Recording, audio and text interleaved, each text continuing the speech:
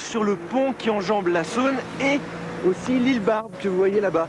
Je vois aussi que là qu'il y a notre pêcheur qui nous attend. Et allez, on y va. Bonjour Jean-Claude. Ça va? Je suis pas trop en retard? Non, et en plus tu as bien choisi ta journée. Ouais, magnifique. Tant qu'on n'en a pas un brin de vent. Bon alors j'embarque. Eh ben écoute, ouais, on va commencer à descendre la ville de Lyon. Ouais. Et puis on va pêcher dans notre descente, un peu jusqu'à la hauteur de Perrache, voire presque Rhône-Saône. D'accord, j'ai rien apporté comme matériel. On a tout ce qu'il faut, j'ai des verres, j'ai de l'encornet, il y a une canne pour toi, il y a tout. Bon, tu vas m'expliquer tout ça. Tu peux monter. J'embarque. Vas-y. C'est parti.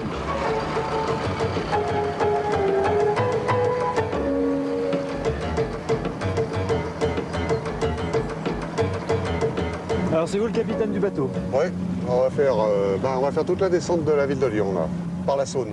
Attendez, dites-moi Jean-Claude, il nous faut vraiment un bateau comme celui-ci? Ouais, tu peux me tutoyer, Laurent. Ouais, on peut faire comme ça? Pas de problème, je préfère, on sera plus à l'aise. Moi aussi, ça m'arrange. Toute la journée sur un bateau, on est dans quelques mètres carrés, ça nous met à l'aise comme ça. On va pouvoir discuter franchement, sincèrement, aucun problème.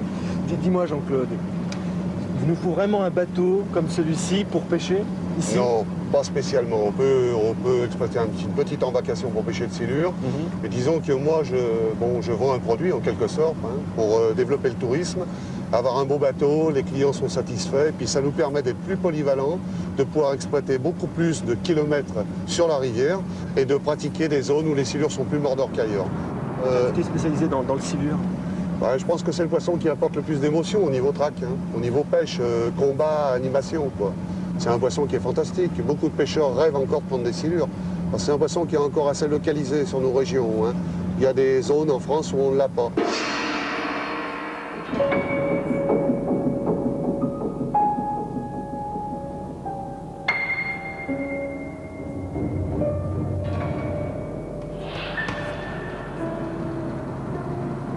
On va démarrer notre action de pêche sur cette zone-là, entre le pont Bonaparte, qui est derrière, et le pont Kirchner-Marchand. On va faire une grande dérive là, et puis on va se mettre en action. Donc je vais te passer une canne, et tu vas bien suivre mes conseils.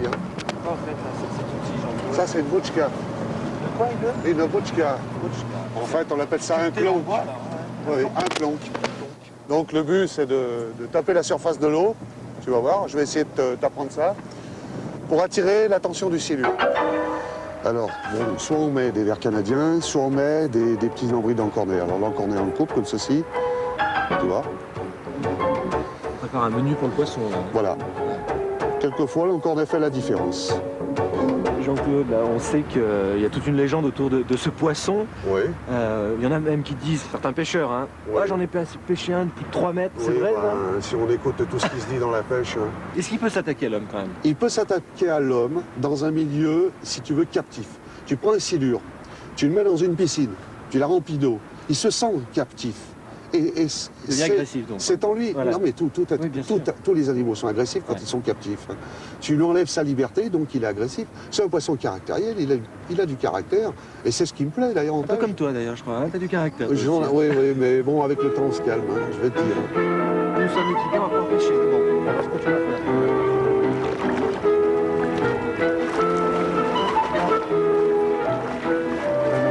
Le nombre de manivelles de moulinette, tu vois. Et si ça mord, Jean-Claude, tu es là, Le ferrage, c'est très important. Si tu sens la moindre attaque ou la moindre tirée dans ta canne, tu fais haut et amplement. Parce que le silure... Rien compris. Non, mais t'angoisses pas, tu verras. Un ferrage très fort, très ample. Et à ce moment-là, ton moulinet est réglé. De toute façon, tu tiens bien ta canne. Attends, ça, c'est le moulinet, d'accord, mais le ferrage, c'est quoi le ferrage? Le ferrage, c'est là. Monter la canne très puissamment. Si tu sens quelque chose qui te tire la canne, Oui. ou doucement un petit choc, Je monte. faire haut, très fort, mais fort. C'est solide, le fil, tu peux y aller. Et puis ton moulinet est réglé. Alors si c'est un gros poisson, il t'emmènera du fil. Il n'y a pas de problème, tu n'as rien à craindre. Tiens bien ta canne, et après, dans le combat, je t'expliquerai ce que tu dois faire. C'est un combat qu'on va livrer, alors. S'il y a un poisson, ce sera un beau combat, mais tout dépend de la grosseur du poisson encore. Et c'est une passion, alors, depuis l'enfance? Tu pêchais avec ton père? J'ai commencé, oui, j'ai grandi sur les bords de Saône, moi. Donc un vrai Lyonnais? J'ai commencé, oui, j'ai dû pêcher vers l'âge de 4-5 ans. J'ai accompagné mon père à une époque où il y avait même des truites en Saône, il y avait du goujon, et tous les poissons étaient représentés. C'est de là qu'est venue cette passion, qui s'est de plus en plus confirmée avec le temps. Et puis avec le temps, je me suis toujours arrangé pour trouver des professions, des situations qui me permettent d'aller à la pêche régulièrement. J'ai un peu bouleversé mon existence pour ça, c'est vrai. Hein.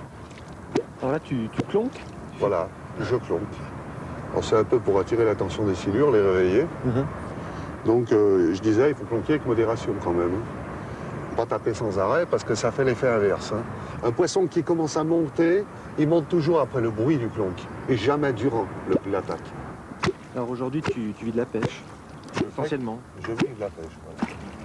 Du tourisme aussi alors, hein, tu accueilles des gens sur ton bateau. Voilà, je travaille avec le tour opérateur, donc les pays du Nord. Mais il y a une agence à Amsterdam qui sollicite aussi mes stages. J'ai beaucoup de Belges, ça fait déplacer du monde. Hein. Bon, essentiellement sur la Saône, le Rhône, et puis je fais quelques stages en Camargue aussi. Et dans ces stages, les professionnels ou les amateurs comme moi peuvent venir. Hein. Bien sûr, oui, oui. Et figurez-vous que Jean-Claude ne fait pas que pêcher le poisson, il le tatoue aussi, oui, oui, parfaitement. Alors Jean-Claude, qu'est-ce que c'est que cette histoire? Ben, je tatoue les séjours pour connaître un peu pour bien connaître l'évolution au niveau poids, longueur, croissance, quoi, et les déplacements qu'ils font dans leur milieu naturel. C'est un travail scientifique, on peut dire. Oui, oui, oui, je le fais avec, en collaboration avec le professeur Caillère de l'Université de Lyon.